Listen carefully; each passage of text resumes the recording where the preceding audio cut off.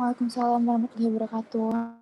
Halo Putri, boleh Iya, dong Kak. teman-teman dibuka kameranya ya, biar kita bisa kenalan-kenalan. Kita udah ada Kak Dita nih di bersama kita. Boleh Kak Dita dibuka kameranya juga biar teman-teman bisa ngelihat. Oke, halo Kak Dita, Halo Kak Salim. Halo teman-teman sehat semua. Kak Dita? Sehat, Alhamdulillah. Kak Salim gimana? Alhamdulillah, Alhamdulillah sehat juga Kak Dita.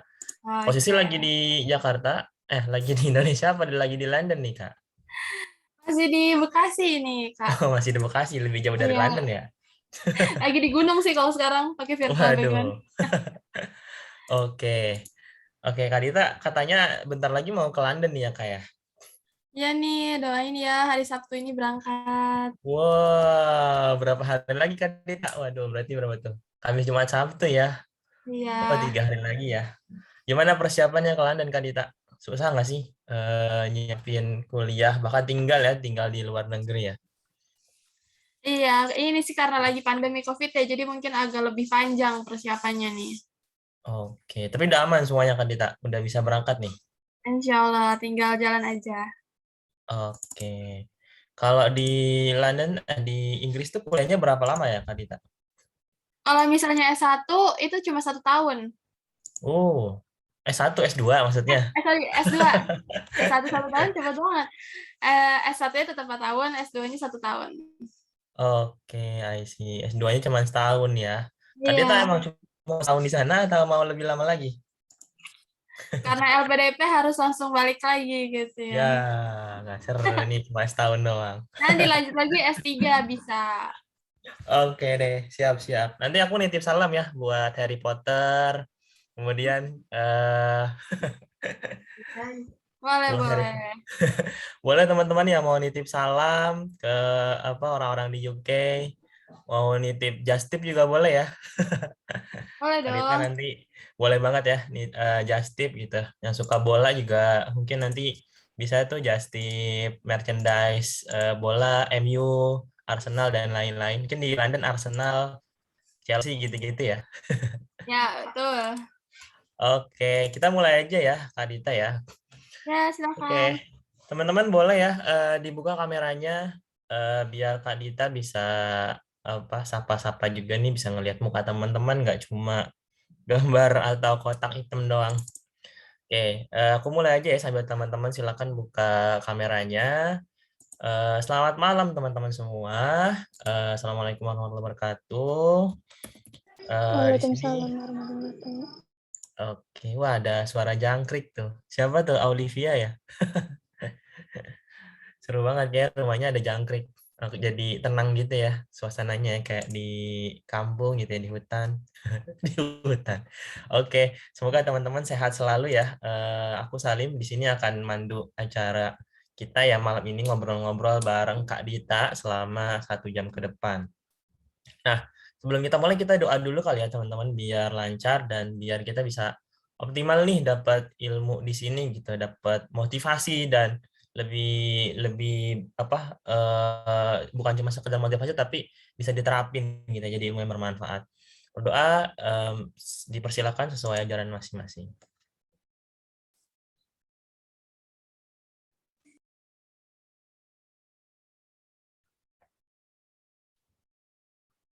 Oke, teman-teman semua, berdoa dapat diselesaikan. Oke, selamat datang teman-teman semua di webinar malam ini ya. Di webinar ketiga ya. Walaupun sebenarnya di sharing alumni kita udah 2 kali ya. Jadi mungkin webinarnya udah 5 kali sama ini.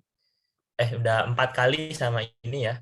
Nah, webinar kali ini mau ngebahas apa aja nih teman-teman. Nah, webinar kali ini kita akan ngebahas tentang gimana caranya biar kita bisa fokus sama tujuan kita gitu ya. Kan kita kemarin udah eh, dengerin tuh gimana cara tahu passion kita, terus jurusan yang kita inginkan, cita-cita yang kita inginkan, dan gimana caranya berjuang gitu ya. Kemarin udah dengerin dari kakak-kakak alumni. Nah, sekarang kalau kita udah tahu gimana apa mimpi kita, jurusan mana yang kita inginkan. Nah, sekarang kita akan ngebahas gimana biar kita bisa fokus nggak terdistrak gitu untuk bisa mencapai tujuan kita. Apalagi dengan kondisi sekarang gitu ya, teman-teman gampang banget megang HP, media sosial. Nah itu seringkali ngebuat kita terdistraksi nih teman-teman sama sama media sosial, sama YouTube, sama TikTok gitu ya, sama Instagram. Nah kali ini Kak Dita Mutiara akan sharing tentang gimana kita bisa berprestasi dan bisa fokus gitu ya teman-teman. Nah aku kenalin Kak Dita ya. Oke, aku share screen ya teman-teman. Oke, bisa dilihat share screen aku. Oke, Kak Dita ini eh kelahiran Bekasi. Kelahiran mana ya Kak? Nggak ada ya. Kak Dita ini rumahnya di Bekasi sekarang ya teman-teman. Lahir tahun 97 ya. Nah, Kak Dita ini dulunya mahasiswa biologi Universitas Indonesia nih teman-teman. Dan sekarang, tadi ya Kak Dita udah cerita, Kak Dita akan berangkat 3 hari lagi nih Sabtu ke London teman-teman untuk kuliah S2 jurusan Environment and Sustainable Development Program.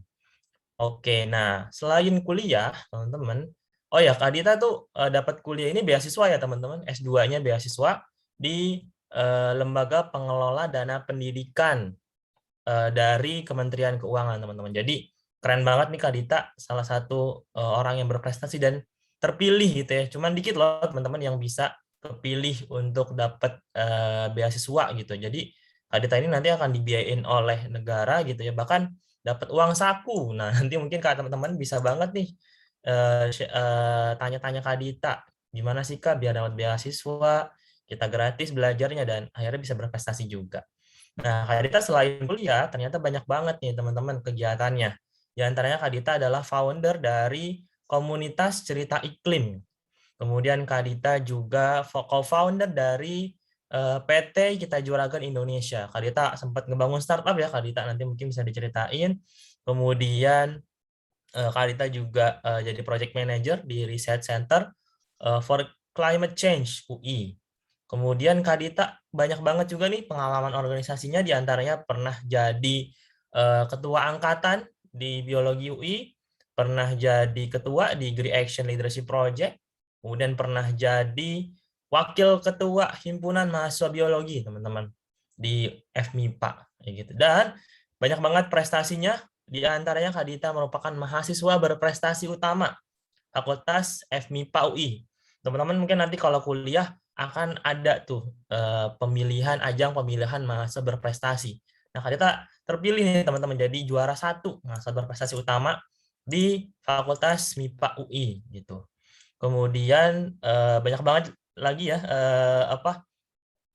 prestasi yang didapetin Kak Dita. Langsung aja kali ya nanti Kak Dita bisa sharing-sharing gimana caranya nih Kak Dita mulai dari dulu SMA sampai akhirnya kuliah keterima di biologi UI dan akhirnya bisa berprestasi sebanyak ini dan sampai sekarang mau melanjutkan mimpinya untuk kuliah di London gitu ya teman-teman. Oke, langsung aja aku kasih Kak Dita buat teman-teman, nanti kalau ada yang mau nanya silakan boleh langsung ditanya di chat ya. Di chat nanti ketika sesi tanya jawab boleh langsung di unmute. Oke, silakan Kak Dita. Oke, terima kasih Kak Salim atas perkenalannya. Assalamualaikum warahmatullahi wabarakatuh. Selamat malam buat teman-teman semua. Terima kasih nih udah bergabung ya di acara malam hari ini. Tadi yang seperti Kak Salim udah bilang, mungkin teman-teman udah ikut berbagai rangkaian sebelumnya gitu ya, tapi masih semangat nih sampai malam hari ini untuk ikut rangkaian selanjutnya gitu ya. Nah, aku sangat mengapresiasi gitu ya sebuah langkah utama yang bagus gitu ya, karena teman-teman tuh mungkin udah selangkah lebih maju nih dibandingkan dengan teman-teman yang lainnya yang sekarang hari apa?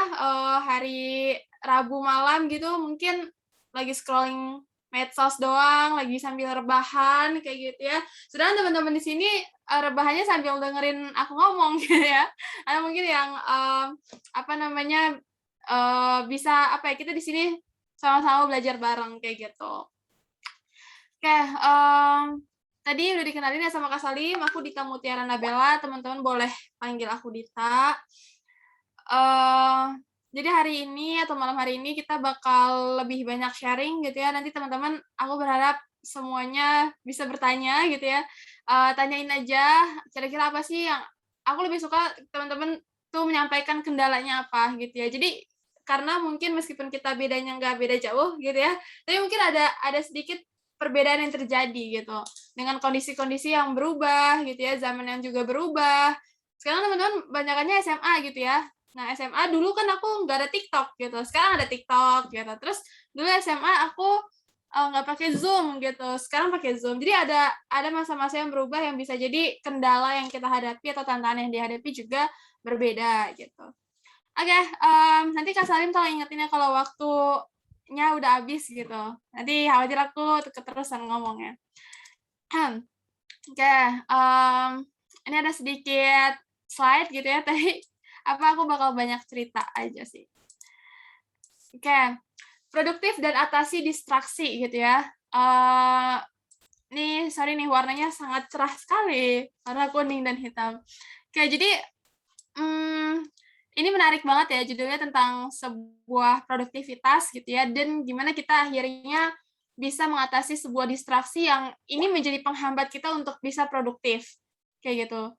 Apalagi di zaman sekarang kita lagi WFH, kalau teman-teman mungkin belajar dari rumah gitu ya, itu kan lebih banyak banget gitu ya distraksinya, yang di sekolah aja kita banyak distraksi gitu ya secara langsung, apalagi daring gitu.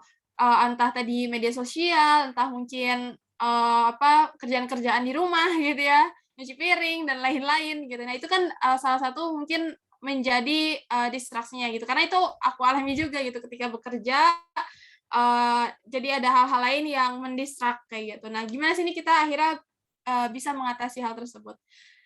Gitu ya. Nah, sebenarnya disclaimer mungkin apa yang aku share di sini belum tentu pas gitu ya dengan teman-teman. Nanti silahkan disesuaikan aja karena ya tiap orang pasti akan punya ceritanya tersendiri gitu.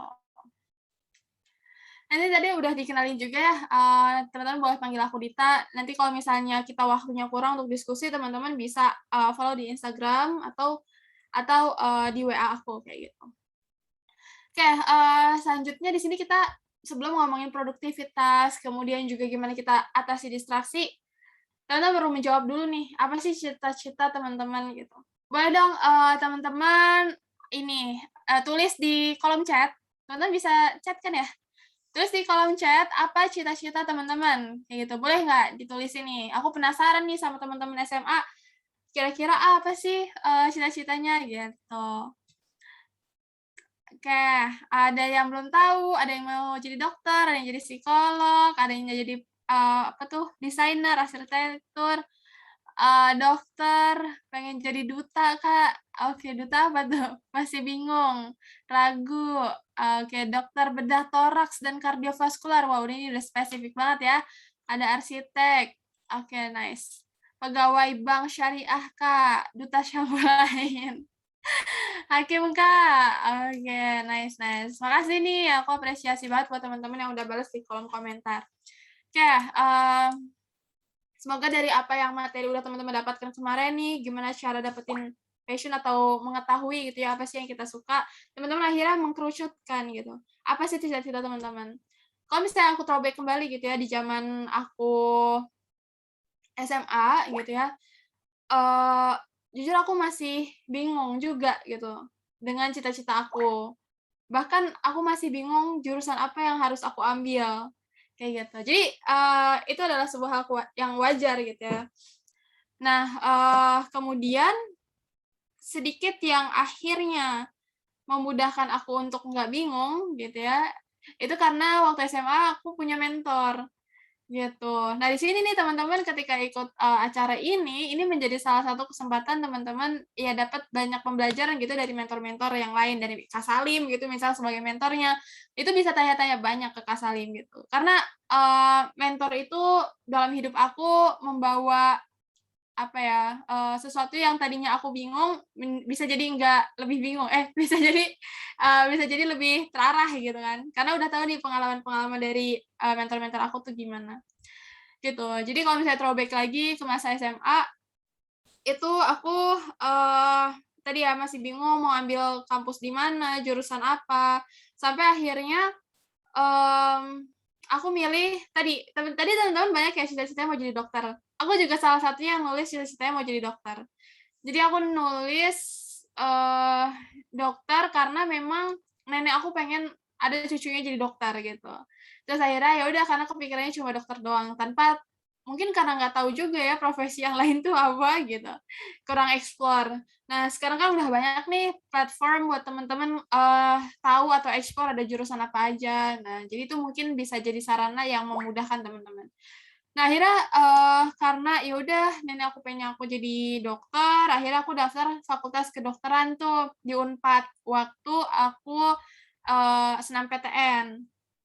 Padahal SNMPTN itu bisa 3 pilihan ya waktu zaman aku, tapi aku nggak milih tuh pilihan kedua, pilihan ketiga aku kosongin karena aku cuma pengen di Bandung dan ya udah FK gitu.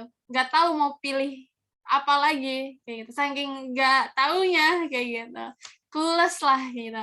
Sampai akhirnya pas pengumuman SNMPTN tuh aku nggak lolos. Jadi nggak lolos tuh pengumumannya lah kayak gitu. Karena emang FK Unpad tuh jadi salah satu yang paling favorit lah ya pada zaman itu. Terus di saat yang samaan aku juga sebenarnya mencoba untuk mempelajari soal-soal SBMPTN gitu. Jadi teman-teman di sini sambil nih meningkatkan terus nilai raportnya, tapi harus jaga-jaga juga untuk tes tulis, misal gitu ya. Jadi aku sambil nyiapin juga untuk tes tulis, dan untuk tes tulis lagi karena tadi aku goals-nya adalah mau jadi dokter, aku daftar lagi tuh pilihan pertamanya adalah dokter. Kemudian pilihan keduanya aku bingung, pilihan ketiga aku bingung, tapi aku nggak mau kosongin karena nanti kalau misalnya nggak lolos lagi gitu ya, ya nggak ada pilihan kedua dan ketiga. Akhirnya aku coba isi pilihan kedua dan pilihan ketiganya itu adalah sebuah pelajaran yang aku suka, yaitu biologi kayak gitu. Jadi aku suka banget sama biologi waktu SMA. Aku pernah ikut OSN sampai tingkat nasional gitu ya untuk yang biologi. Ya udah akhirnya kan aku nggak tahu jurusan lain itu ada apa. Tadi ya karena kurangnya informasi yang aku dapatkan. Jadi ya udahlah aku pilih biologi karena aku udah tahu materi-materi biologi itu apa aja. Aku udah punya buku-bukunya gitu. Nah, aku ambil biologi di UI, kemudian pilihan ketiganya aku biologi juga kayak gitu. Kemudian pengumuman lah kayak gitu ya. Pas pengumuman itu ternyata aku nggak lolos di pilihan pertama dan lolosnya di pilihan kedua. Sebenarnya ya waktu itu aku sih seneng-seneng aja ya karena aku siap gitu dengan apapun pilihannya nanti keterima di 1, 2, 3 ya itu adalah pilihan aku kayak gitu. Udah tuh sampai sana aku terima untuk di biologi UI. Dan mindset aku selalu kayak sebenarnya dimanapun kita berkuliah gitu ya, apapun jurusannya ya kita harus jadi best version of ourselves gitu. Jadi ya aku meyakini meskipun aku akhirnya nggak di pilihan pertama, ya aku harus tetap menunjukkan versi terbaik dari diri aku gitu. Akhirnya ya udahlah aku mencoba untuk apa mempelajari lagi biologi gitu kan di kampus kemudian memaksimalkan potensi-potensi yang ada. Nah, ketika aku udah masuk biologi, itu pun masih galau, teman-teman. Jadi pas tahun pertama, pas aku masuk itu orang tua aku tuh pengen aku nyoba STAN. Kayak gitu. Tahu ya STAN? Sekolah Tinggi Akuntansi Negara. Nah, teman-teman bayangin aku anak biologi, orang tua aku pengennya STAN gitu. Tapi ya karena aku sayang sama orang tua aku gitu ya. Akhirnya aku cobalah STAN itu gitu. Jadi aku sih selalu mikir kayak oh mungkin orang tua yang terbaik kayak gitu. Jadi apapun saran nenek aku, orang tua aku kadang aku akan coba kayak gitu. Karena ya kalau emang bukan rezekinya pasti nggak dapet gitu kan. Dan kalau emang rezekinya di biologi udah bakal di biologi gitu. Akhirnya aku coba tuh tes STAN. STAN aku ambil bea cukai, apa pajak gitu ya. Pokoknya yang IPS banget gitu, yang hitung-hitungan akuntansi kayak gitu. Terus aku ikut tes tulisnya itu lolos sampai udah tahap final banget tuh. Pas tahap final aku disuruh lari lapangan, nah itu aku nggak kuat. Jadi kurang jumlah putarannya lah gitu ya. Jadi muterin lapangan gitu. Nah aku karena belum persiapan olahraga dan lain-lain akhirnya nggak lolos tuh di tahap akhir. Ya udah akhirnya balik lagi ke biologi UI gitu. Jadi aku mencoba berbagai macam hal ya karena aku saking clueless-nya juga nih sama kayak teman-teman mungkin apa sih cita-cita aku gitu. Cuma ya memang pada akhirnya kita akan trial and error.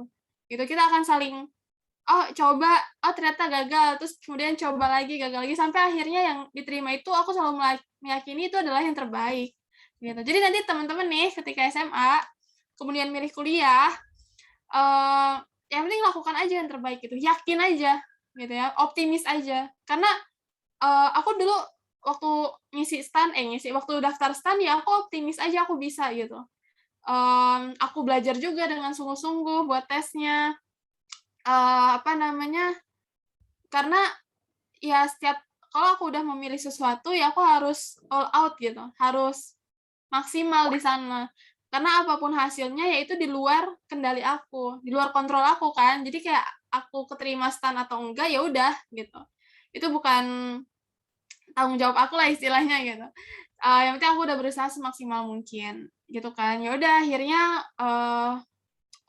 balik lagi lah ke biologi ya sampai sekarang gitu.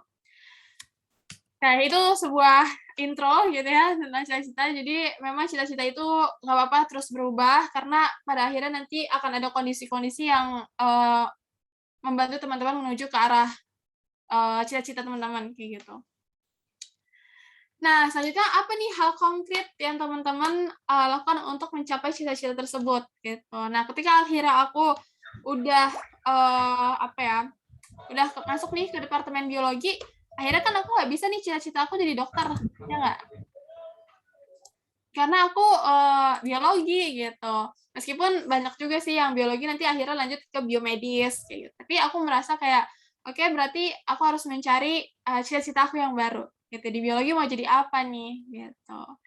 Nah, sampai akhirnya di tahun pertama, tahun kedua tuh aku tertarik banget sama genetika manusia. Wah, kayaknya aku pengen jadi ahli genetis gitu. Aku pengen memodifikasi gen. Intinya kayak gitulah. Teman-teman tahu lah ya belajar gen di biologi. Nah, kira-kira apa nih langkah-langkahnya? Nanti ini bakal banyak ketika nanti teman-teman masuk kuliah, itu akan banyak mengeksplor diri, gitu ya. Dulu aku waktu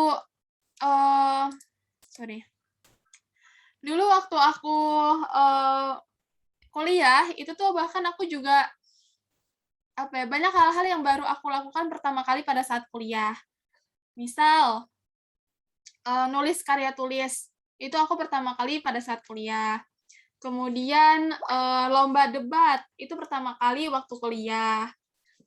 Dan banyak hal-hal lainnya, kayak gitu ya. Jadi memang kuliah itu nanti teman-teman bisa mengeksplor banyak hal, gitu. Nah, waktu di SMA, aku pun coba mengeksplor banyak hal juga, gitu. Tapi dalam konteks SMA, gitu ya. Dulu aku aktif di OSIS juga, gitu ya. Mungkin teman-teman sini ada yang aktif di organisasi, apapun organisasinya, itu akan sangat membantu untuk teman-teman survive, gitu ya, nanti di kuliah. Oke, sekarang kita akan ngomongin langkah konkret apa sih, gitu ya. Kalau misalnya kita udah mau ngomongin sebuah langkah, itu kan kita harus tahu ya, kita mau melangkah kemana, gitu. Kita apa nih tujuannya, apa nih goals-nya. Nah, disinilah kita pentingnya untuk membuat atau memikirkan, atau bahkan merefleksikan, apa sih tujuan kita, apa sih goals kita, gitu. Nah, gimana caranya?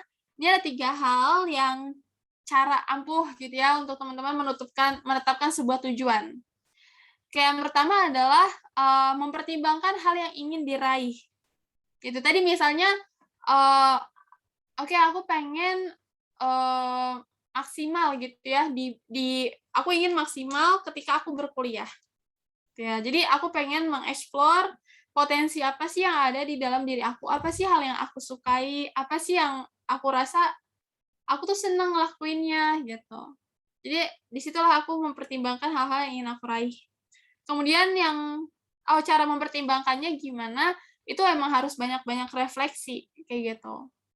Jadi kita nggak serta-merta tahu apa sih yang kita ingin raih, itu kayak trial and error juga sih menurut aku.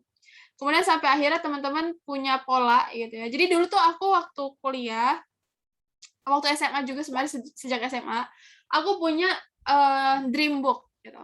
Buku impian. Nah, di buku impian itu aku tulisin apa sih impian aku gitu, apa sih yang ingin aku raih. Dan itu aku tulis per semester. gitu ya. Jadi per semester tuh kayak aku menetapkan tujuan, misal kayak waktu kelas 12, dari waktu kelas 10 deh. Waktu kelas 10 tuh aku ngelihat kakak kelas yang kelas 11, kelas 12 dapat medali OSN, kok seru ya gitu, kok keren ya. Mereka bahkan dapat hadiah laptop, dapat hadiah umroh bahkan kalau dari sekolah aku gitu kan. Terus kayak, oke, aku termotivasi nih dari senior aku waktu aku kelas 11 dan kelas 12 gitu. Waktu itu kan upacara tuh waktu kelas 10 kan dipanggil tuh kakak-kakak yang kelas 11 yang dapat medali dan lain-lain. Jadi dari situ aku pengen deh ikut OSN kayak gitu. Itulah akhirnya aku tulis waktu kelas 10. Aku pengen ikut OSN gitu. Nah, kemudian aku mempertimbangkan nih, mau ikut OSN mata pelajaran apa, gitu kan. Kan ada banyak tuh mata pelajarannya, ada matematika, IPA, matematika, fisika, kimia, biologi, ekonomi, dan lain-lain. Nah, disitulah aku coba mempertimbangkan. Yang pertimbangan pertama, aku waktu itu milih matematika. Jadi waktu SMP aku suka matematika, dan aku rasa aku bisa matematika pas SMA. Tapi ternyata waktu aku kelas 10, banyak orang-orang lain yang lebih pintar matematika gitu. Jadi aku malah ngerasa, aduh, kayak aku nggak bisa nih matematika karena teman-teman aku tuh jauh lebih pintar gitu kan.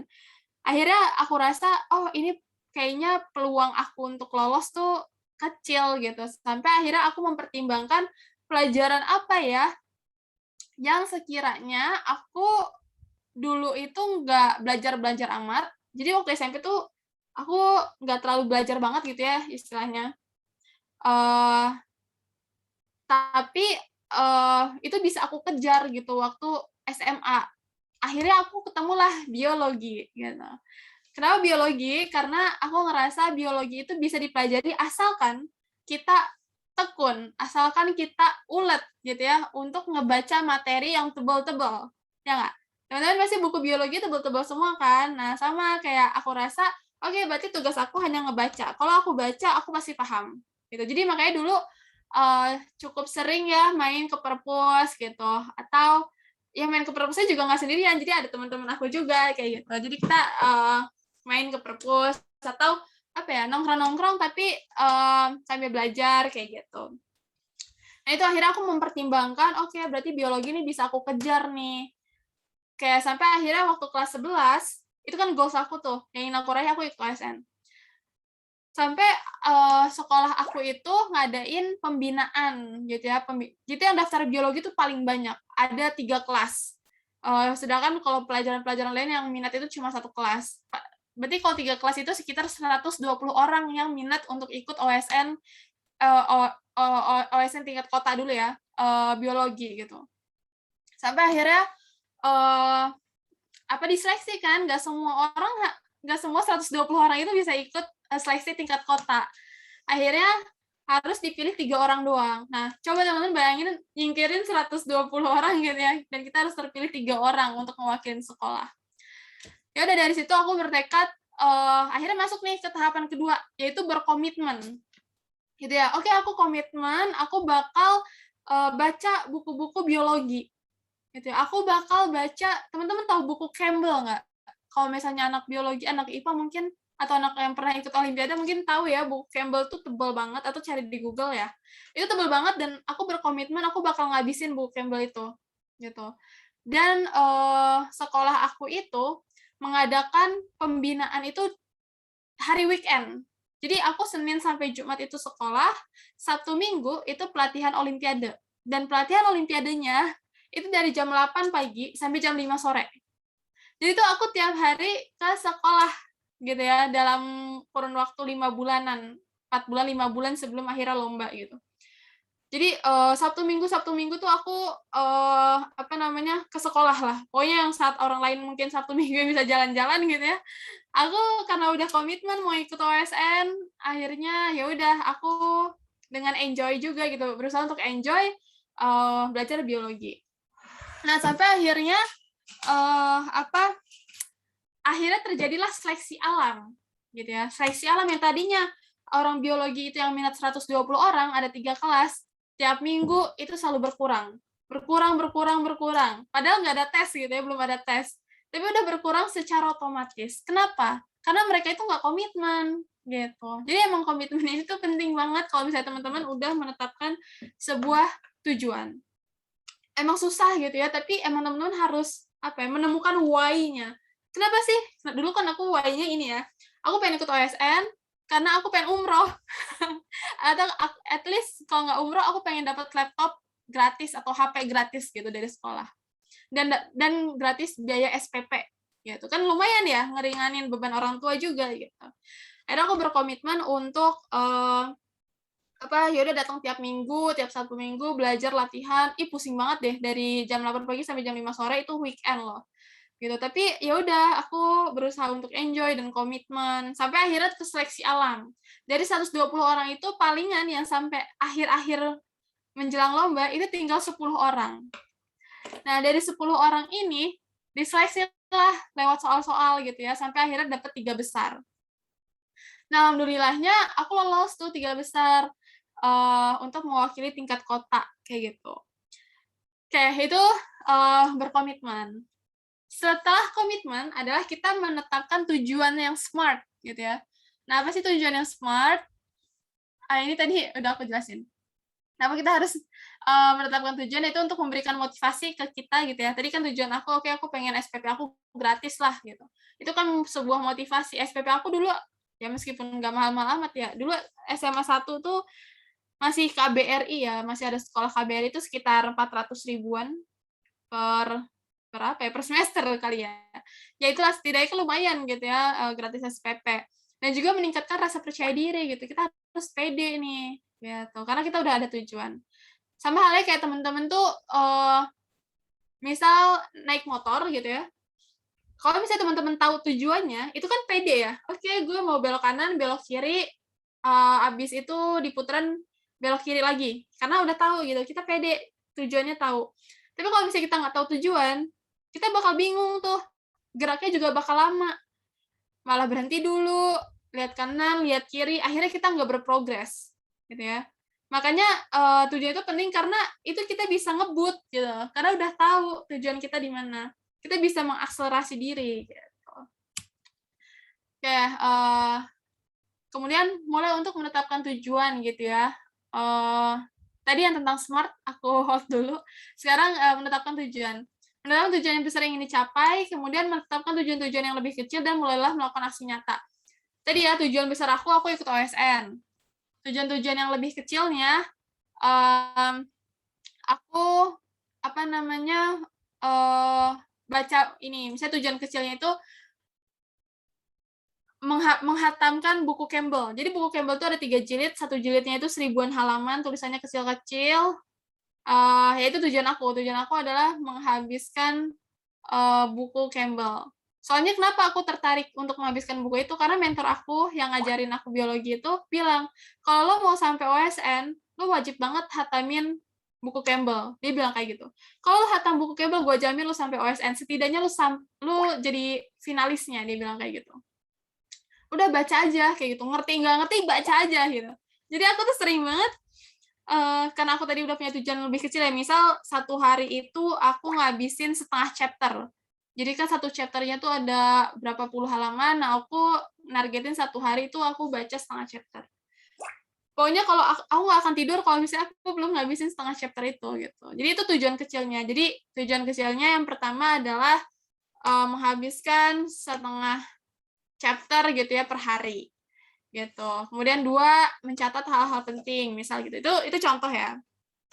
Dengan tujuan-tujuan yang lebih kecil. Kemudian akhirnya mulailah melakukan aksi nyata. Ya udah aksi nyatanya adalah aku baca gitu. Aku hadir waktu pembinaan, waktu pelatihan. Gitu. Jadi dari goals besar, goals teman-teman apa, itu kemudian diturunin ke goals-goals kecil supaya apa? Supaya merasa lebih realistis gitu. Mungkin dulu mikirnya kayak, wah OSN itu kayaknya nggak realistis banget gitu. Apalagi aku nggak pernah ada pengalaman ikut lomba-lomba waktu SMP. SMP tuh aku ketua OSIS, jadi lebih banyak organisasinya gitu dibanding belajarnya. Dan ya meskipun Meskipun aku dulu SMP juara umum juga di sekolah gitu ya, tapi aku ngerasa kayak apa kualitas aku belajar itu berbeda gitu. Sampai akhirnya SMA tuh agak berubah, aku lebih tetap ikut OSIS gitu ya. Tetap jadi sekretaris waktu SMA, sekretaris OSIS, tapi juga ngejar OSN gitu. Karena tadi udah punya goals di awal. Ya itu akhirnya teman-teman tuh nggak bingung ya kan, karena teman-teman udah punya goals. Nah, ini ya pertimbangan hal yang kamu raih itu caranya brainstorming, terus kemudian personal mission statement. Jadi tadi ya kita harus merefleksikan, terus kita tulis apa yang kita inginkan gitu. Nah, setting life plan juga kita bisa men-setting dalam berbagai hal, baik dari segi pendidikan, kita mau lanjut studi mana, dari segi keluarga, dari segi kesehatan dan keuangan, ini bisa banget diatur untuk teman-teman ngatur goals-nya. Oke, kemudian tadi ini udah aku tulisin, udah aku jelasin juga membuat tujuan yang lebih spesifik, goals yang lebih spesifik, bisa per tahun, per semester, per bulan, kayak gitu ya.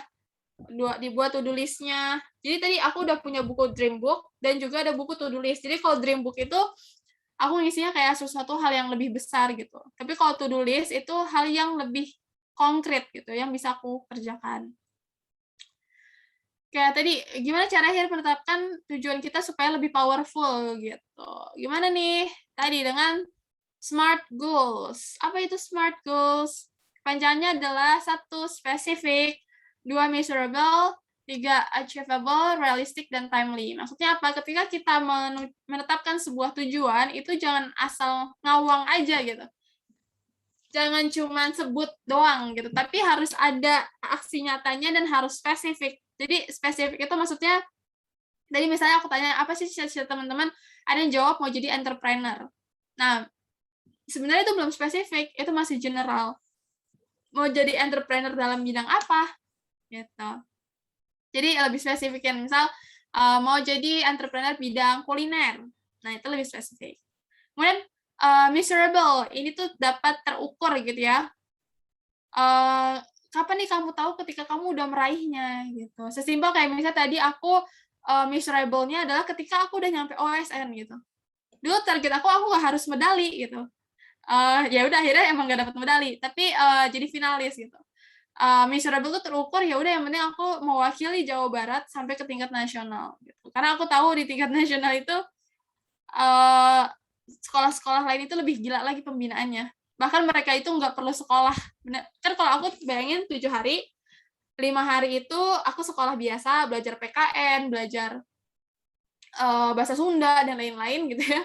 Nah, 2 hari ini baru aku belajar biologi doang. Sedangkan sekolah lain, itu yang 7 harinya, itu mereka cuma belajar biologi doang, dari pagi sampai malam bahkan. Jadi emang, yaudah itu emang mereka deserve untuk dapat medali. Jadi emang terukur gitu ya. Oke, terukurnya ketika aku bisa mewakili Jawa Barat di tingkat nasional. Kemudian achievable. Tadi achievable, is it in your power gitu. Apakah ini power kamu? Karena aku tahu nih, aku orangnya susah ngitung gitu. Maksudnya bukan susah ngitung, aku lebih suka baca dibandingkan menghitung. Ya udah, karena aku udah tahu nih kekuatan aku di mana, ya berarti ketika aku memilih biologi itu sesuatu yang achievable, sesuatu yang bisa diraih dibandingkan ketika aku milih OSN-nya itu matematika, karena itu tidak achievable gitu. Power aku tuh bukan di hitung-hitungan, tapi power aku tuh dibaca gitu. Kemudian realistik, ya ini juga realistik ya. Gimana kamu mau bisa sampai OSN kalau kamu nggak pernah datang pembinaan?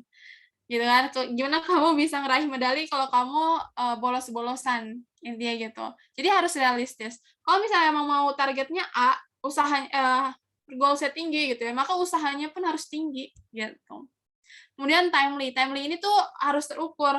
Exactly do you want to accomplish when gitu ya, kapan gitu. Nah, tadi balik lagi ke cerita OSN, aku banyak mengambil cerita OSN karena memang ini tuh yang aku alami ketika SMA gitu ya.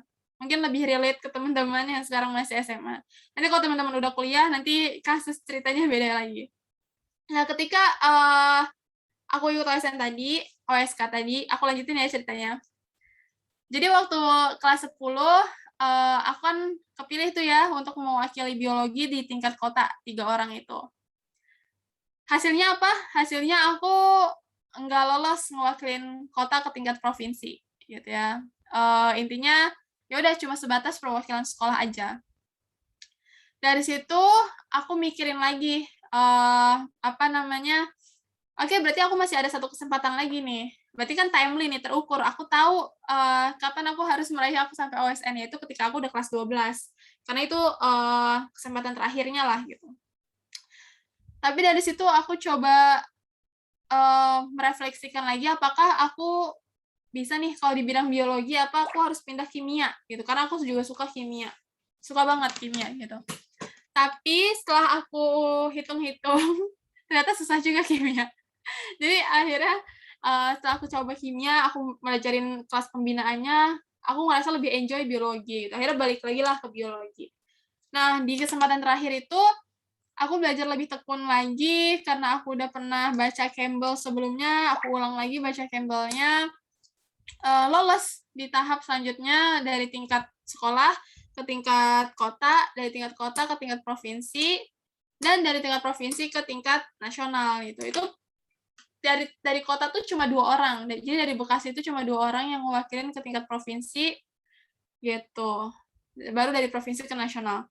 Nah, dari situlah udah terukur nih. Oke, berarti mau masuk atau mau jadi OSN itu pada saat kelas 12 gitu. Sama halnya teman-teman ketika mau jadi cita-cita, mau jadi entrepreneur ketika usia berapa tahun gitu, atau mau jadi dokter tadi ya ketika usia berapa tahun. Jadi terukur kapan teman-teman meraih hal tersebut, itu harus jelas. Jadi ini ya salah satu pegangan atau framework ketika teman-teman, framework itu adalah kerangka berpikir gitu ya ketika teman-teman mau membuat sebuah tujuan. Oke, nah ini tadi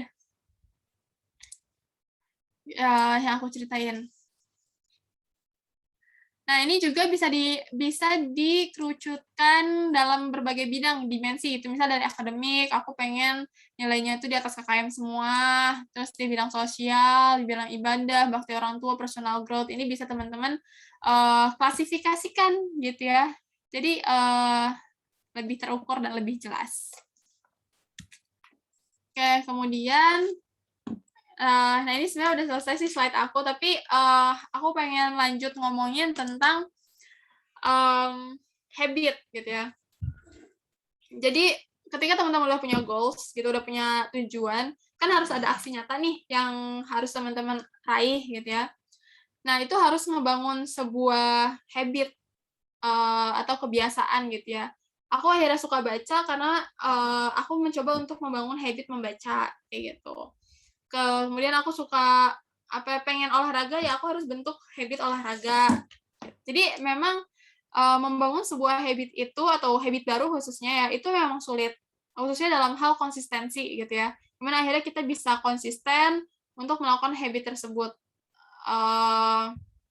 Tapi lagi-lagi yang paling penting itu adalah kita harus tahu tujuannya, karena atau hal yang melatar belakangi kenapa kita melakukan hal tersebut gitu, karena itu yang menjadi penguat kita untuk melakukan habit tersebut. Nggak apa-apa progresnya dikit-dikit gitu ya, karena yang dikit-dikit itu lebih bagus gitu dibandingkan teman-teman nggak konsisten kayak gitu. Jadi poin yang mau aku sampaikan adalah coba teman-teman bangun habitnya. Jadi ketika udah tahu goals-nya gitu ya, goals-nya mau apa, itu dibikin aksi konkretnya dalam bentuk habit ya. Habit itu biasanya aku bikin habit tracker.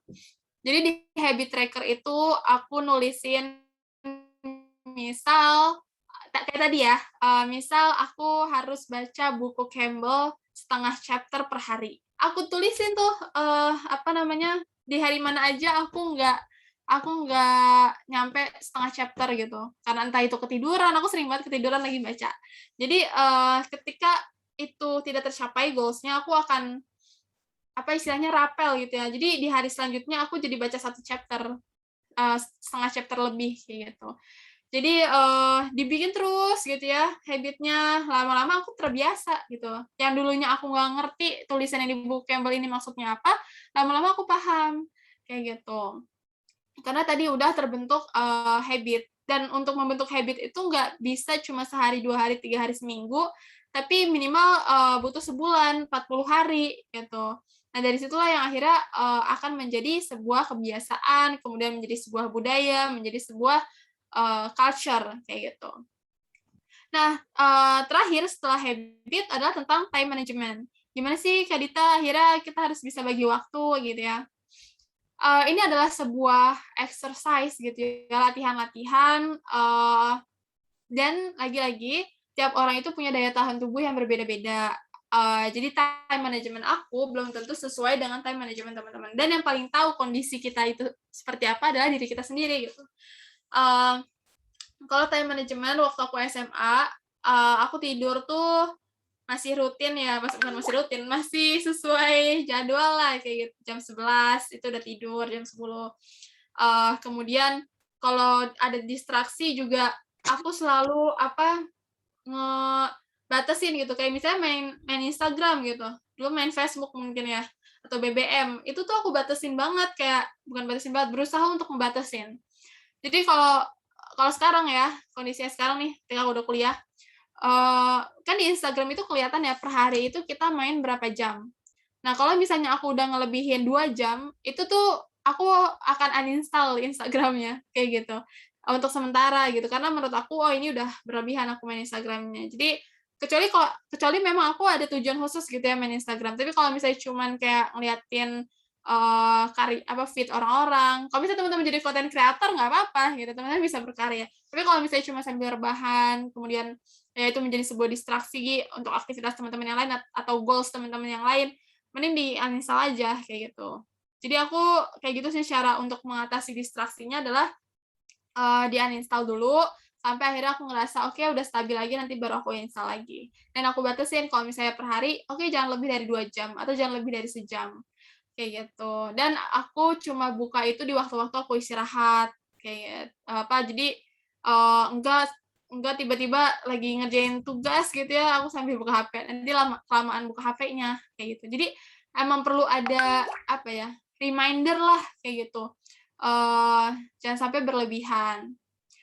Nah kemudian yang berkaitan sama time management lainnya itu adalah terkait dengan waktu ya. Dulu aku nulisin per harinya itu hari ini mau ngapain aja, jam berapa aja, itu salah satu tipsnya ya, untuk memudahkan supaya teman-teman tahu hari ini mau melakukan apa. Jadi hari itu lebih lebih terarah gitu mau melakukan apa. Nanti kalau misalnya teman-teman kuliah bisa juga pakai Google Calendar, itu kan kesinkronisasi juga ya ke handphone, jadi lebih lebih mudah juga gitu. Udah paling itu dulu aja karena waktunya juga udah habis. Nanti kita akan bahas lagi di sesi tanya jawab. Silakan teman-teman kalau ada yang mau ditanyain. Aku kembalikan lagi ke Kak Salim. Oke, makasih banyak Kak Dita. Sangat inspiratif nih ya teman-teman dan konkret banget ya, nggak cuma ngawang-ngawang tapi ngejelasin gimana step-step konkretnya gitu, mulai tadi SMART goals terus sampai habit tracker, dan mungkin juga teman-teman bisa juga tuh pakai banyak aplikasi sekarang blocker ya. Jadi kalau teman-teman mau mengakses aplikasi bisa diblok tuh kayak gitu selama waktu yang teman-teman tentukan. Nah, ini ada yang nanya nih Kak Dita. Pertama dari Olivia, sorry. Assalamualaikum Kak Dita, selamat malam. Saya Olivia, izin nanya nih Kak. Jika kita pengen nentuin tujuan di masa depan, pastinya butuh ya keyakinan dan kepercayaan diri yang besar. Nah, tapi ketika udah ada rasa percaya diri itu, banyak juga nih Kak faktor yang ngebuat kita bisa down dalam sekejap.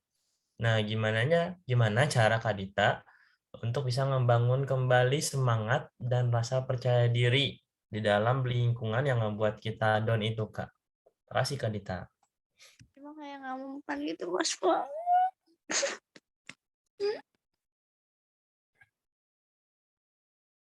Kak Dita masih di mute, Kak Dita. Oke, makasih banyak Kak Salim. Tadi Olivia ya. Oke, Olivia makasih banyak buat pertanyaannya, ini menarik banget ya. Jadi kita udah punya goals, kemudian kita udah percaya diri, tapi ada lingkungan yang akhirnya atau ada sebuah kondisi yang bikin kita down. itu apa ya? Itu ntar dulu aku sedang coba merefleksikan. Ya berarti gini, apa ya? Aku sebenarnya agak sulit untuk relate ya karena sejauh ini aku selalu mendapatkan lingkungan yang suportif gitu. Jadi kalau misalnya ada sesuatu yang bikin kalian down, berarti kalian harus perlu cari lingkungan lain gitu. Yang suportif, yang mendukung impian kalian, yang mendukung goals kalian kayak gitu. Dan itu bisa kok kita cari kayak gitu. Kalau misalnya kita emang ada keinginan ya untuk mencari lingkungan-lingkungan yang kondusif, lingkungan yang suportif gitu. Karena emang akan sulit banget kalau misalnya kita punya impian, kita punya goals, tapi lingkungan kita tuh nggak mendukung. Itu kan kayak kita akan seolah-olah merasa berjuang sendirian atau capek sendirian gitu ya. Itu menurutku nggak sehat gitu. Nggak sehat untuk diri kita sendiri kayak gitu. Jadi lebih baik saran aku kalau misalnya teman-teman menemukan kondisi seperti itu, cari lingkungan yang baik. Gimana sih Kak cara cari lingkungan yang baik? Itu bisa dengan berbagai cara. Bisa dengan ikut komunitas gitu ya. Jadi misal teman-teman sukanya ngelukis gitu, tapi teman-teman di sekitar yang lain itu nggak suka lukis, terus mereka juga nggak paham seni. Jadi akhirnya buat teman-teman tuh down, lukisan lo jelek, misal kayak gitu. Kayaknya ini biasa aja deh tulisannya. Itu kan akhirnya kita tadi udah pede, ngerasa kayak kita bisa ngelukis, tapi teman-teman kok nilainya ngejudge-nya aku nggak bisa lukis ya gitu. Itu kan apa ya, akhirnya malah malah mematahkan potensi yang kita miliki. Gitu. Jadi salah satu caranya teman-teman bisa ikut komunitas melukis gitu, di mana mereka itu pada suka ngelukis dan mereka akan saling mengapresiasi satu sama lain. Pun kalau misalnya kita belum jago-jago banget, itu mereka akan menyampaikan saran yang konstruktif gitu. Saran yang membangun untuk kita bisa jauh lebih baik lagi, bisa memperbaiki kesalahan-kesalahan kita dalam melukis misalnya. Jadi gitu ya. Jadi teman-teman bisa cari lingkungan lain yang akhirnya kondusif dan membuat potensi yang ada itu bisa terus berkembang. Nah, kalau misalnya udah dapat lingkungan yang baik itu dijaga gitu ya, di-maintain. Maksudnya ini bukan berarti teman-teman tuh harus milih teman gitu ya, tapi lebih ke arah cari lingkungan yang membuat teman-teman itu bertumbuh. Ya dengan ikut kegiatan ini pun sebenarnya teman-teman seharusnya udah berada di lingkungan yang baik kayak gitu, yang membuat teman-teman tuh saling bertumbuh. Di sini kita ngomongin tentang masa depan lah istilahnya gitu. Jadi itu ya, karena lingkungan yang suportif itu menurutku sangat sangat berpengaruh gitu. Makanya ketika aku kuliah pun aku tuh misal aku sama Kak Salim tuh di sebuah asrama pembinaan yang sama gitu ya. Jadi kita tuh saling mendukung satu sama lain di sana kayak gitu. Kita mensupport lah apapun yang sedang teman-teman kita lakukan kayak gitu. Nah, itu nyaman banget menurut aku karena kalaupun ada kritik, kalaupun ada saran, itu saran yang membangun, bukan yang ngejudge kita atau menjatuhkan kita. Kayak gitu. Kayak aku nggak tahu sih, mungkin teman-teman kalau misalnya ada saran lain, silahkan gitu ya. Tapi menurut aku teman-teman bisa cari lingkungan yang baru lah. Betul, Kak Dita. Intinya tinggalin lingkungan yang toksik ya, Kak ya, ke lingkungan sehat dan suportif. Betul. Oke. Lanjut nih, Kak Dita. Mufidah Isna ini nanya nih. Kak, bedanya impian sama cita-cita apa ya, Kak? Ataukah impian dan cita-cita itu sama? Nggak ada bedanya? Sebenarnya agak filosofis ya. Mungkin tiap orang bisa mendefinisikannya beda-beda sih menurutku. Tapi kalau ini menurut aku ya, impian itu impian cita-cita. Aku nggak tahu sih ya definisinya gimana, tapi kalau sepemahaman aku, impian itu apa yang kita inginkan tapi belum realistis gitu. Belum smart. Kayak yaudah gue bermimpi, gue punya impian bangun rumah di Mars gitu ya. Mungkin bisa gitu, tapi kita belum tahu step-step apa yang ingin kita lakukan untuk pengen bikin rumah di Mars gitu. Karena aku nggak punya background gimana cara pergi keluar angkasa dan lain-lain tuh aku nggak tahu gitu. Tapi kalau misalnya cita-cita itu menurut aku itu lebih terdefinisikan. Kita tahu aksi apa atau langkah apa yang harus kita lakukan untuk mencapai cita-cita tersebut, kayak gitu. Tadi ya, misal cita-citanya, misal aku pengen studi di luar negeri gitu. Ya udah, itu kan sebuah cita-cita ya. Sebuah cita-cita, ya akhirnya aku melakukan sebuah step, yaitu daftar kampus luar negeri, kemudian daftar beasiswa, sehingga akhirnya cita-cita tersebut tercapai. Tapi kalau misalnya impian, itu lebih ngawang menurut aku. Jadi ya udah bermimpi aja, berimajinasi. Itu nggak apa-apa sebenarnya, nggak apa-apa. Tapi itu hanya untuk membangun skill imagination aja kayak gitu. Tapi kalau misalnya secara aksi konkret, ya menurutku itu sebuah cita-cita yang harus dilengkapi dengan plan, gimana akhirnya teman-teman bisa mencapai cita-cita tersebut. Gitu. Nanti kalau misalnya teman-teman punya pendapat yang lain, terbuka ya, karena ini kayaknya bukan sebuah jawaban yang saklek gitu. Oke, intinya gimana kita konkret ya, kayak bukan cuma Ya. sekedar mimpi yang ngawang. Oke, lanjut nih Kak Dita. Dari siapa nih? Kak Dita mungkin boleh minum dulu kalau haus. Udah. Dari mana ya? Oh ini dari Chevel. Aku nggak tahu nih spellingnya gimana, tapi Chevel atau Chavel gitu ya. Halo Kak, saya masih sangat bingung untuk memilih jurusan, sedangkan saya udah di kelas 12 nih Kak. Saya punya banyak hobi, orang tua saya juga bilang saya bisa banyak hal, tapi belum ada satu yang benar-benar keterampilan saya yang sangat bagus. Mungkin ini juga ada pertanyaan yang berhubungan nih tentang keyakinan ya, masih belum yakin. Gimana cara kita tetap yakin sama mimpi kita? Aku kadang suka kurang yakin sama mimpi-mimpi aku, Kak. Ngerasa takut pengen menuju mimpi aku. Itu dua itu, Kak. Oke, makasih banyak buat teman-teman ya pertanyaannya. Jadi kalau misalnya teman-teman masih bingung waktu kelas 12, berarti sebenarnya sama ya dengan apa yang aku alami juga ya, aku masih bingung waktu itu. Tapi salah satu hal yang bisa aku lakukan itu, pertama tadi nanya ke orang tua ya.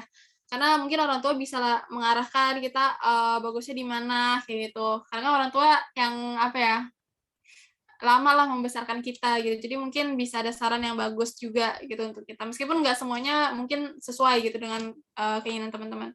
Kemudian yang kedua adalah nanya teman-teman terdekat ya. Nanya aja gitu kayak kira-kira gue tuh cocoknya apa ya kayak gitu. Tapi sebenarnya nggak semua tanggapan teman-teman itu sesuai juga sama kita karena pada akhirnya keputusan itu ada di kita gitu. Dan terakhir adalah merefleksikan diri gitu. Jadi kita perlu banget nanya lagi ke diri kita sendiri. Sebenarnya pengen nggak sih jurusan ini? Nah, cara akhirnya kita bisa ngeyakinin itu adalah dengan banyak riset, dengan banyak cari tahu, kepoin gitu kan. Kepoin nih apa namanya? Gimana sih? Misal aku pengen tadi jadi arsitek gitu. Tadi teman-teman kayaknya banyak yang pengen jadi arsitek. Nah, itu teman-teman udah memvisualisasikan nih kita kira-kira kalau jadi arsitek itu bakal ngapain aja ya kuliahnya. Kan bisa cari tuh di Google atau nanya-nanya ke Kak Salim gitu atau ke mentor-mentor lainnya. Kayak Kak arsitek tuh nanti ngapain sih, belajar apa aja? Oh, belajar ini ya. Nah, kan akhirnya ketahuan tuh apakah itu sesuai dengan kita atau enggak kayak gitu. Jadi perbanyak riset, perbanyak baca, perbanyak tanya sampai akhirnya teman-teman yakin oke ini gue banget gitu. Sama halnya kayak aku kemarin tuh milih studi S2 gitu ya, aku bingung mau milih jurusan apa ya, di mana ya, gitu. Tapi akhirnya aku ngeriset, nyari-nyari kampus, kemudian nyari-nyari jurusan, sampai akhirnya aku mempelajari detail modulnya atau kurikulumnya nih nanti belajar apa aja sih. Kemudian aku baca modulnya, dan kalau aku ngerasa aku nyaman baca modulnya, berarti itu sesuai sama aku. Kalau misalnya aku pas baca aku ngerasa kayak ih kayaknya kok nggak aku banget gitu. Ya udah, berarti itu jurusannya bukan buat aku. Kayak gitu. Jadi emang banyak riset, banyak nanya sampai akhirnya teman-teman ngerasa yakin sama diri sendiri. Karena pada akhirnya yang memilih itu adalah kita dan yang akan menjalani pun kita. Jadi ketika memilih kita juga harus sadar bahwa itu adalah pilihan kita dan kita harus maksimal ketika melakukan pilihan tersebut kayak gitu. Oke, siap. Terima kasih Kak Dita. Intinya libatin Oke. orang terdekat dan yakinkan diri ya, Kak ya. Ya, betul. Oke. Ini ada yang nanya lagi nih, Kak. Tentang rasa males. Ada beberapa orang nih yang nanya. Pertama, gimana atasin rasa males? Terus, Kak Dita pernah nggak ngerasa males? Terus gimana kalau Kak Dita lagi males, terus bisa ngurangin rasa males itu. Dan terakhir, tanya, ini masih berhubungan sama rasa males, tips buat buat teman-teman yang belajar biologi tapi males baca, kayak gitu. Nah, gimana tuh Kak? Oke, cara ngatasin males ya. Sebenarnya males itu kan karena kita nggak tahu ya kita harus ngelakuin apa gitu. Belum punya goals yang jelas, belum punya goals yang smart gitu. Karena kalau misalnya udah punya goals yang smart, itu namanya bukan malas. Ketika kita mau leyeh-leyeh atau mau istirahat, itu bukan malas, tapi itu disebutnya resting gitu, istirahat. Beda ya antara resting dengan malas gitu. Kalau resting, kita udah tahu dan kita memang mengalokasikan waktu itu untuk istirahat. Karena kan misal teman-teman punya banyak nih aktivitasnya, kemudian kan pasti kita butuh istirahat gitu ya. Dan itu istirahat itu udah teman-teman jadwalkan. Nah itu namanya resting, itu bukan males, karena tubuh kita emang perlu di-charge. Tapi beda halnya kalau misalnya males, teman-teman leyeh-leyeh, rebahan tapi nggak tahu tujuannya apa. Kayak gitu. Sampai akhirnya malah kelamaan rebahannya dibandingin ngelakuin hal-hal produktif lainnya gitu. Jadi cara mengatasinya tadi teman-teman harus punya goals yang smart dan apa ya? Menurutku gimana cara biar nggak males ya tadi harus punya keinginan yang kuat dulu sih. Karena aku yakin kalau misalnya keinginannya udah kuat, pasti rasa males itu akan hilang gitu. Perlahan-lahan ya, meskipun mungkin nggak langsung otomatis bakal hilang, tapi pelan-pelan. Kayak gitu. Sama halnya kayak gini, teman-teman punya deadline jam 12 malam gitu. Berarti itu sebuah tujuan ya, jangan sampai ngirim tugas di lebih dari jam 12 malam. Nah, ketika teman-teman udah jam 11 dan tugas itu belum dikerjain, teman-teman kan pasti bakal semangat tuh ngerjain gitu ya. Bakal ngerjain deh pokoknya, karena udah punya tujuan jangan sampai lebih dari jam 12 submit-nya. Tapi kalau misalnya teman-teman gak punya tujuan, ya udah males-malesan aja, gak usah dikerjain deh, kayak gitu. Ya udah akhirnya cuma tiduran aja, karena nggak punya goals. Jadi menurut aku paling penting adalah tadi goals-nya itu diterapkan gitu. Diingat-ingat lagi, jadi goals itu kan kita udah punya action-nya. Ketika kita udah melakukan action-nya, itu tahapan selanjutnya adalah merefleksikan atau evaluasi gitu. Dari action tersebut kira-kira gimana nih hasilnya kayak gitu ya. Dan nanti dari situ baru kita bisa merancang kembali goals yang baru. Kalau misalnya emang dirasa hasilnya tuh nggak sesuai. Kayak gitu. Jadi emang itu proses iterasi gitu ya, proses berulang sampai akhirnya mendapatkan goals yang paling sesuai dengan kita. Oke, kemudian yang terakhir tadi pertanyaannya apa Kak Salim? Pertanyaannya buat orang yang pengen belajar biologi Ya. tapi males baca. Menurut aku bisa dengan dengerin video kali ya. Penjelasan-penjelasan kayak gitu kan sekarang udah banyak juga ya. Jadi itu bisa teman-teman dengerin. Sebenarnya belajar biologi itu nggak harus semuanya dibaca dan nggak harus semuanya dihafal. Kalau misalnya teman-teman tahu konsepnya, itu bisa dengan dinalarin lah kayak gitu. Tapi nalar itu bisa tahu dari mana kalau misalnya teman-teman udah ada sense-nya gitu. Emang kalau misalnya males baca, harus dicoba untuk baca. Jadi males kan karena nggak ada tujuan ya, ngapain gue baca buku ini gitu. Jadi teman-teman harus ada tujuan dulu kenapa gue harus baca buku ini. At least misal mau biar nilainya tuh bagus, nilai ujiannya gitu. Itu kan jadi salah satu tujuan juga ya. Jadi tapi kalau memang teman-teman maksudnya kan gini, ada orang yang gampang menerima itu secara audio gitu ya. Tapi kalau misalnya teman-teman tahu itu adalah kekuatan teman-teman, ya udah bisa lewat dengerin. Atau mungkin audio visual gitu, berarti lihat video, bisa lebih paham, misal belajar tentang proses pencernaan. Itu teman-teman lihatnya audio visual, jadi bisa membayangkan makanan masuk dari mulut, masuk kerongkongan, dan seterusnya gitu. Itu bisa lebih dibayangkan. Jadi menurut aku bisa banyak tools ya, apalagi di zaman sekarang ini bisa lebih gampang lah memahami ilmu apapun, nggak hanya biologi. Semoga terjawab ya. Oke, makasih Kak Dita. Oh iya Kak Dita, ini udah jam 20.32. Kak Dita mau dilanjut atau mau selesai aja? Ini masih ada beberapa pertanyaan. Ya, nanti mungkin pertanyaannya bisa dikompil aja kan, mungkin aku bisa balas lagi gitu ya nanti. Jadi dicukupkan dulu aja. Sip. Oke, karena udah malam ya teman-teman, buat teman-teman yang mau nanya, silakan di chat aja, nanti aku compile dan nanti aku nanti Kak Dita akan jawab kali ya. Mungkin jawabnya bisa via Udah teks gini atau aja Kak audio Salim. kali ya, Kak. Mm-mm. Kalau memang teman-teman masih perlu dijawab gitu ya, bisa DM aku aja di Instagram. Kayak gitu. Oke. Jadi kalau misalnya nggak DM kan berarti sebenarnya udah terjawab gitu pertanyaannya Kak Ya, Salim. ya, ya, ya. Oke deh, sip.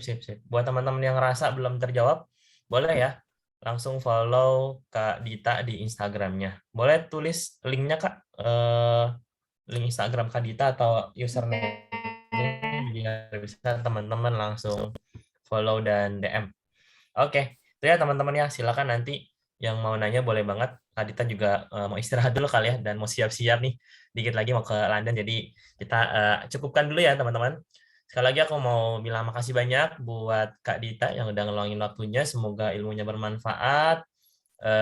Feel free teman-teman ke depan. Mumpung Kak Dita lagi persiapan nih. Mungkin nanti Kak Dita akan coba jawab kali ya. Oke, aku cukupkan dulu ya teman-teman. Makasih banyak buat hari ini. Oh ya, terakhir dari Kak Dita ini deh closing statement deh, pesan-pesan buat teman-teman di sini. Oke, closing-nya semangat buat teman-teman untuk menemukan apa yang teman-teman sukai gitu ya. Nggak apa-apa, trial and error, semuanya itu adalah proses pembelajaran. Jadi ketika menemukan sebuah tujuan itu bukan sekali kita tahu kemudian itu pasti adalah tujuan kita, enggak. Tapi itu adalah proses iterasi, tadi yang aku bilang, kita punya tujuan, kemudian kita coba implementasikan, kemudian kita evaluasi, akhirnya bikin plan baru lagi, dan begitu seterusnya, sampai akhirnya kita rasa nyaman ini ada di diri kita, kayak gitu. Jadi semangat terus buat teman-teman untuk belajar dan bertumbuh, maksimalkan potensi teman-teman, jadilah diri sendiri dalam versi terbaiknya, gitu ya, dimanapun teman-teman berada, dimanapun teman-teman berkuliah, bersekolah, gitu ya. Dan terakhir, jangan compare diri teman-teman dengan orang lain, dan maksudnya compare-nya itu jangan akhirnya jadi bikin kita down, gitu ya, tapi coba fokus pada diri kita sendiri, apakah kita berkembang nih dari masa-masa kita sebelumnya, kayak gitu. Jadi semangat terus untuk terus bertumbuh dan berkarya. Terima kasih Kak Salim. Oke, sekali lagi terima kasih banyak Kak Dita. Semoga lancar ya persiapan ke Londonnya, dimudahkan belajarnya di sana. Oke, Amin. kita sebelum tutup, kita foto bareng dulu kali ya teman-teman. Boleh dibuka kameranya? Oke, makasih ya Olivia, Vira, Shavel, Alia, Oke. Raden, Mas. Yuk ya foto bareng yuk. Siapa tahu bisa ketularan dapat beasiswa ke luar negeri juga nih teman-teman. Amin Oke. ya. Makasih Yasinta, Mufidah. Oke, siapa lagi? Ayo aku hitung sampai 10 detik kali ya. Yang mau buka kamera. Hanum, Naila, Putri, Ardan, Said, Rania, Amatullah, Marcella, Nashwa, Mukhlisa, Rahmadita. Oh ya, ada Rahmadita. Dita juga nih panggilnya. Satya, Putugina, Oke, Rania. Kak. Oke. Siap-siap ya. Oke, siap teman-teman. Aku hitung ya. 1, 2, 3. Oke, sekali lagi. 1, 2, 3. Oke, terima kasih banyak teman-teman semua dan Kak Dita. Mohon maaf kalau banyak salah ya. Selamat istirahat teman-teman semua. Assalamualaikum warahmatullahi wabarakatuh. Dadah. Terima kasih Kak. Terima kasih semua. Makasih, Terima kasih Kak. Kak. Selamat malam. Terima kasih Kak. Dadah.